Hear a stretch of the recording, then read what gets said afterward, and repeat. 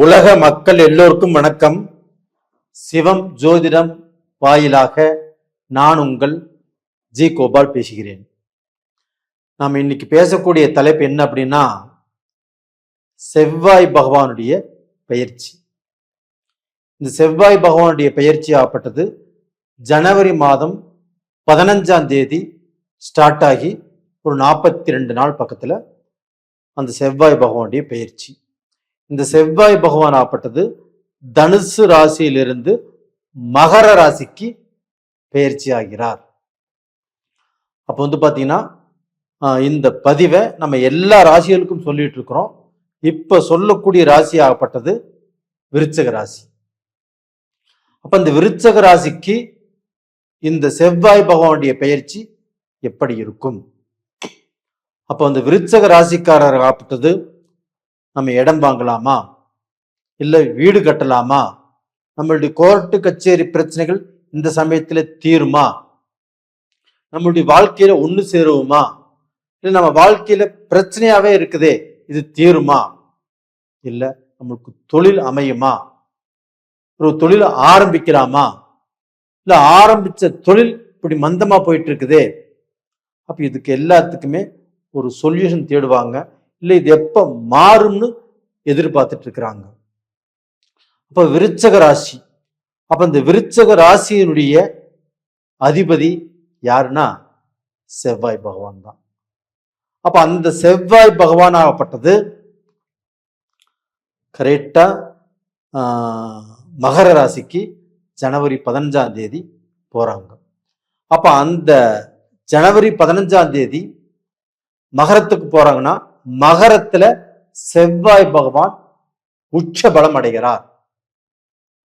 அப்ப உங்களுடைய ராசிநாதன் ராசிக்கு 3ஆம் இடத்தில் மகரத்தில் உச்ச பலம் அடைகிறார். இது ஒண்ணு போதாதுங்களா? விருச்சிக ராசிக்காரங்களே, உங்களுடைய பஞ்சம் தீர்ந்தது, உங்களுடைய கடன் தீர்ந்தது, உங்களுடைய கஷ்டகாலம் தீர்ந்தது. ராசிநாதன் உச்சம் அடையும் போது நீங்களும் உங்களுடைய வாழ்க்கையில் படிப்படியாக உயர்ந்து ஒரு நல்ல பொசிஷனுக்கு வரக்கூடிய காலகட்டம் இப்ப வந்தாச்சு. இதை சொல்றதுதான் நான் ஆவலோடு காத்திருந்தேன். அது சொல்லக்கூடிய நேரமும் வந்தாச்சு. இப்ப சொல்லியாச்சு. அப்ப விருச்சிக ராசிக்காரங்களாகப்பட்டது இப்ப மனசு கெட்டு போய் மனசு வலி எடுத்து மிகப்பெரிய குழப்பத்துல நம்ம இந்த கடனை கட்டிட்டு எப்படியாவது வெளியில வந்துடணும் அப்படின்னு நினைக்கிறீங்க. அது இது நாள் வரைக்கும் கொஞ்சம் குழப்பமா இருந்துச்சு.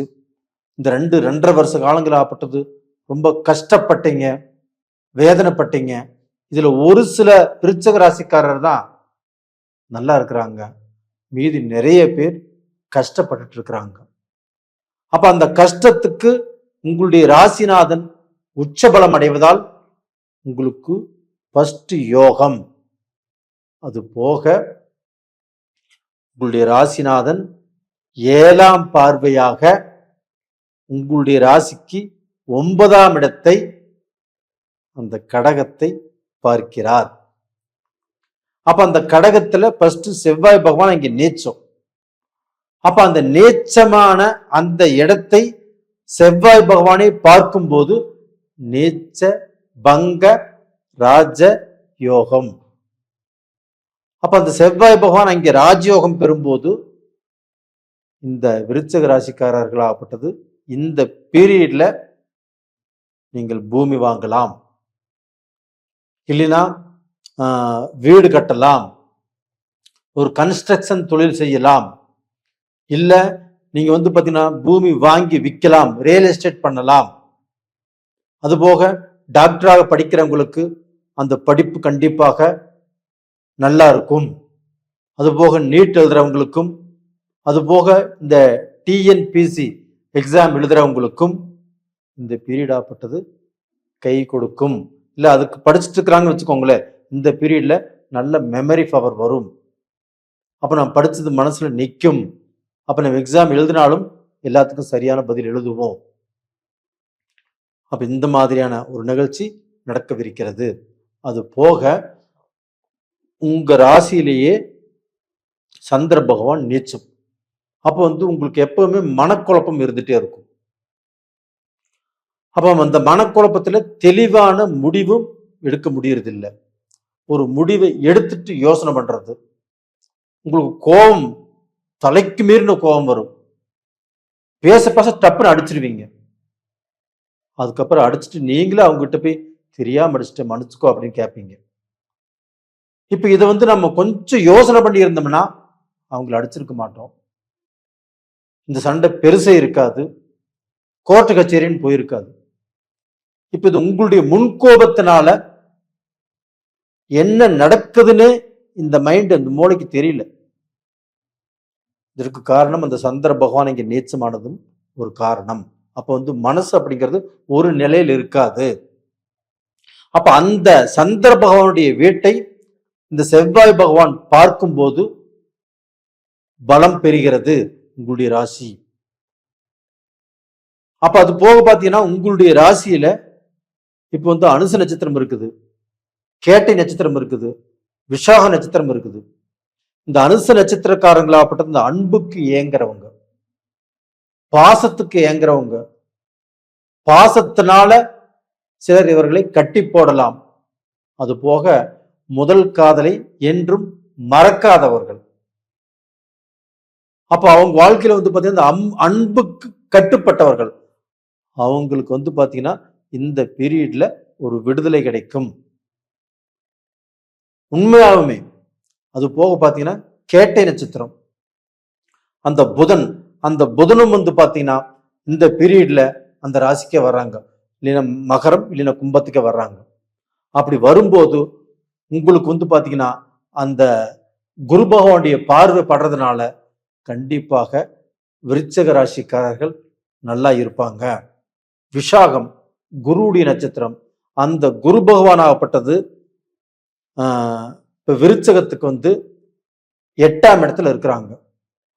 அப்ப 8ஆம் இடத்துல இருப்பது சரியில்லை.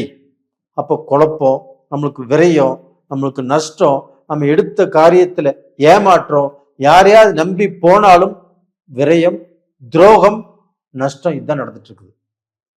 அப்ப இந்த பீரியட்ல பாத்தீங்கன்னா அதே குரு பகவான் உங்க ராசிக்கு 2ஆம் இடத்தை பார்த்துட்டு இருக்கிறாங்க. தன்னுடைய சொந்த வீட்டை, தன்னுடைய குருடைய வீட்டையே பார்த்துட்டு இருக்கிறாங்க.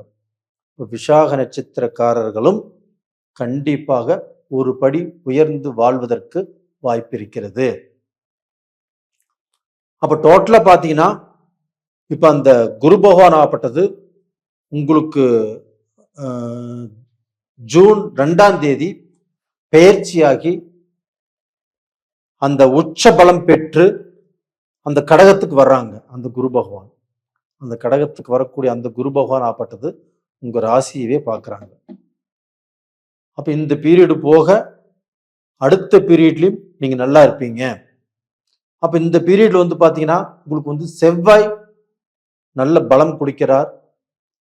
அது போக குருவால் வரக்கூடிய நஷ்டத்தையும் இப்ப ஜமாளிச்சுக்குவீங்க. அந்த குரு இருக்கக்கூடிய இடம் சரியில்லை, பார்க்கக்கூடிய இடம் நல்லா இருக்குது. அது போக பாத்தீங்கன்னா இந்த குருவுடைய அனுகிரகமாகப்பட்டது உங்களுக்கு 8ஆம் இடத்துல இருந்து நிறைய சோதனைகளை கொடுத்துட்டாரு, மனசு நிறைய வேதனையும் கொடுத்துட்டாரு, குடும்பத்துல குழப்பத்தையும் கொடுத்துட்டாரு. காசு எவ்வளவு சம்பாதிச்சாலும் 10 ரூபாய் கூட பாக்கெட்ல மிச்சமாகிறது இல்லை. கோடீஸ்வரங்களுக்கு அதே மாதிரிதான், பல கோடிகள் சம்பாதிச்சாலும் அவங்களுக்கு கடன் கடன் கடன் அப்படியே போயிட்டு இருக்குது. அப்ப இதற்கு காரணம் அப்படிங்கிறது பெரும் பணத்தை கொடுக்கக்கூடிய குரு பகவானே 8ஆம் இடத்துல இருக்கிறது தான் காரணம். ஆனா இப்ப செவ்வாய் பகவான் உச்சமானதுனால அதுல இருந்து கொஞ்சம் வெளியில வருவீங்க, கண்டிப்பா நல்லா இருப்பீங்க. அப்ப நீங்க இந்த பீரியட்ல வழிபட வேண்டிய தெய்வம் எது அப்படின்னா, ஈரோடு மாவட்டத்தில் கொடுமுடி அப்படிங்கிற ஊர்ல அந்த மும்மூர்த்திகள் ஸ்தலம் இருக்குது.